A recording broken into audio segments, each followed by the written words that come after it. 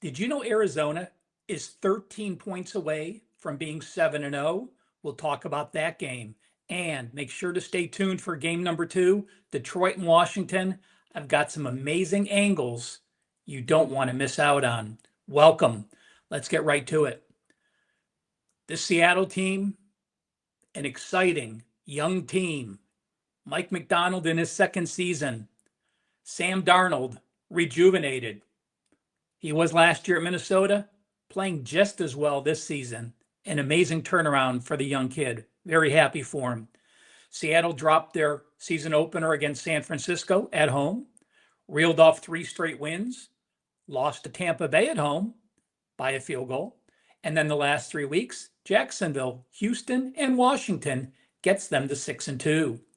The line currently Seattle -6.5 or 7, a total of 44.5 or 45.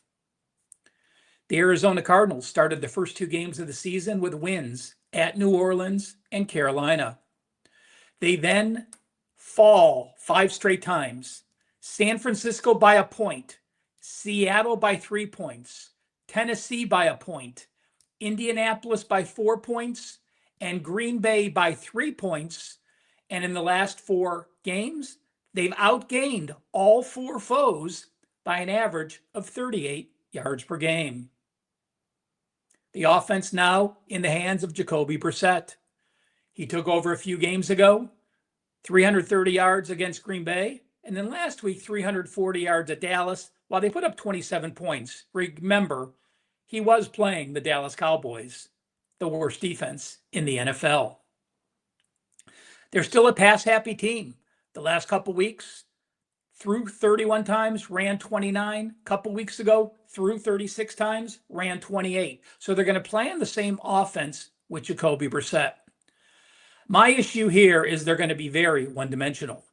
Seattle's rush defense, as good as any in the NFL. They're allowing 86 yards per game and 3.5 yards per carry. At home, they're allowing 78 yards per game and 3.0 yards per carry. You look at the Seattle D-line. Over the last 5 weeks, they've had 6 sacks, 7 sacks, 5 sacks, 3 sacks. That's a big number against an Arizona O-line that has allowed 11 sacks the last 2 games with Jacoby Brissett playing quarterback. When you have a D-line that's going to be able to control the O-line, an offense with a quarterback not completely familiar, although it looks like him and Marvin Harrison have a nice little mixture there going. But they have the DBs to withhold and take Marvin Harrison out of the game. That, to me, spells trouble for this team. Arizona is, however, 4-0 against the spread on the road, and they're only 1-3 at home. So when Arizona's playing an NFL game, the road team 7-1 against the spread. The problem is Seattle, a perfect 4-0 ATS at home and 6-2 ATS overall this season. I do like the Seattle side. I'm not going to get there. But what I would like to share is this. Arizona, again, off that win against Dallas. Winning on the road as a dog of a field goal or more, and then playing on the road again is a very tough situation. Plus, it's their 3rd road game in 4 games. Away dogs that won as a dog of a field goal plus. Now they're playing a division game, getting 3.5 or more. It's only happened 45 times since 2010. Those teams have gone 15-29 against the spread with 2 pushes, 34.1%. That is a reason to fade Arizona. Again, they have kept it close. Before last week, they could not find a way to win those close games. We see if the vet Jacoby Brissett can do that. And while you look at their point totals over the last 5 games, 20, 21, 27, 23, and 27, their yards doesn't quite equate to those number of points. The Seattle defense, top 10 as far as holding their foes under what they normally average. I'm going to go this route for this game. I'm going to go under 18.5 Arizona Cardinals team total. I do like this Seattle defense. I think they can be a force. I think now that teams have more film on Brissett, they can come up with defenses. We know Seattle's one of the toughest places to play. So again, I lean Seattle, but for this video, my official best bet will be the Arizona Cardinals under 18.5 first half. Guys, I want to talk about the Lions and Commanders with some incredible numbers. Before I get to that, one favor. Hit that like button and make sure you're following WagerTalk TV or all the social media networks. Therefore, you get notified as soon as I do a video or any of the WagerTalk handicappers provide you with TikTok, YouTube, Instagram, a plethora of information on all the networks.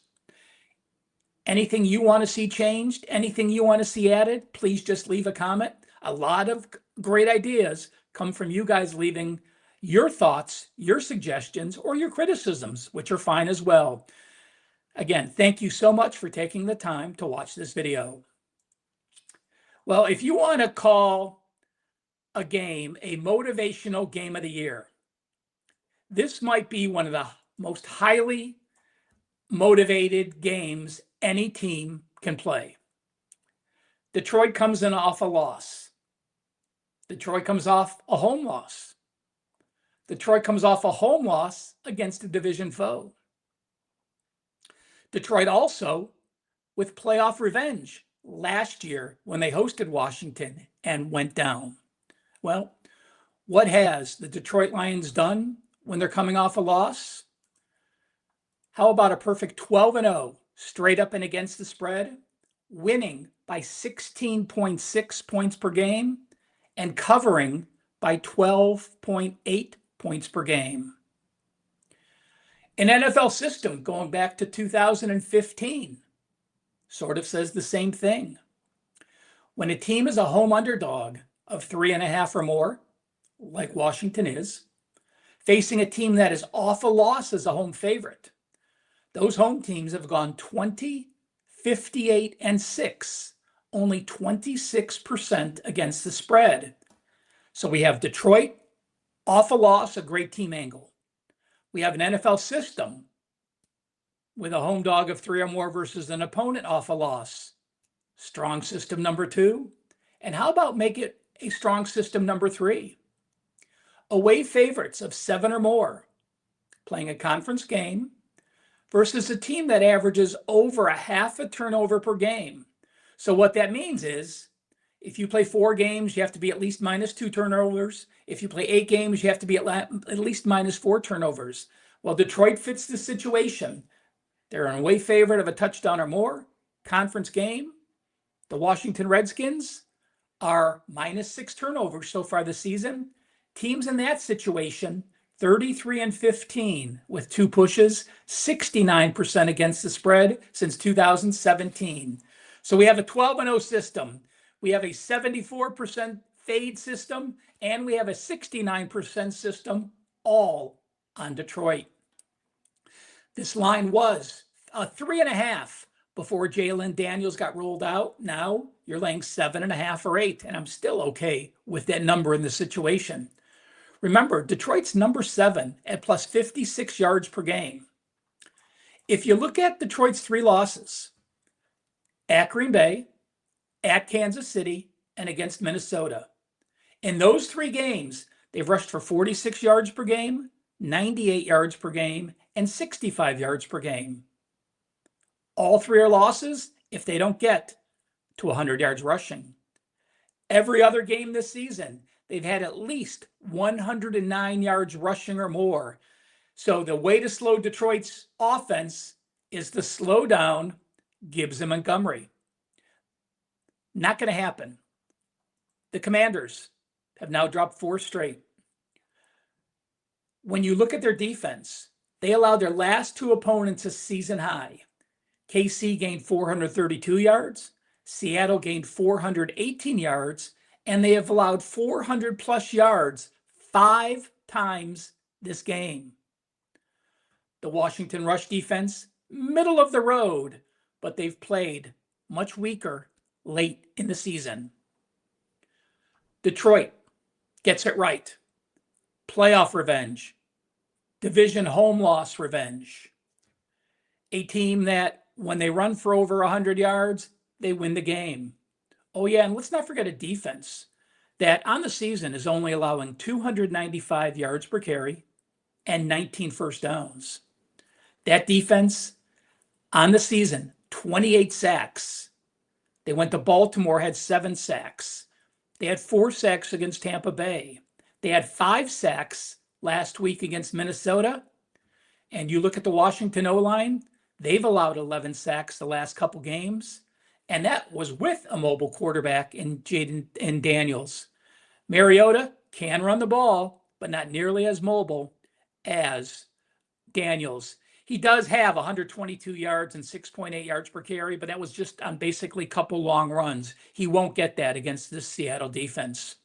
Mariota, remember, a 4-4 ratio, not going to get it done against this Detroit Lion front seven. Lions get revenge. I already have the Lions in a teaser, which I think is a very attractive teaser this week. I do like Detroit. Obviously, if I like Detroit in a teaser, folks, it means I like a team for the full game, but I just find it incredibly more valuable teasing it down under a field goal, which is exactly what I did this week. Detroit has only lost the turnover battle once this year, and that was in the season opener. They're plus 7 turnovers since that opening game. They don't make mistakes. They don't burn themselves, and they will be fired up this week. Goff goes off. Gibbs goes off. Montgomery goes off. Amon Brown's going to have a big game. It's going to be a lot. Remember, this Washington pass defense allowing 254 yards per game, 67% completions. Lions get it done, be it ATS, be it in a teaser, motivated, and will play well. Guys, I've got a coupon code for you. Exclusive coupon code BLITZ25, BLITZ25, the number 25, no spaces. If you're interested in the rest of my college football season, the rest of my NFL season, or the combination, or a 30-day all access, take 25% off any package of $299 or more. And yes, don't forget, the Weekend Warrior is still active, just $49 for Saturday NFL, Sunday NFL, and Monday Night NFL if I have a play. Thank you so much for tuning in. Follow me on Twitter or X at CalSportsLV, and the shortcut to my homepage, wt.buzz/RM. Have a great weekend of football.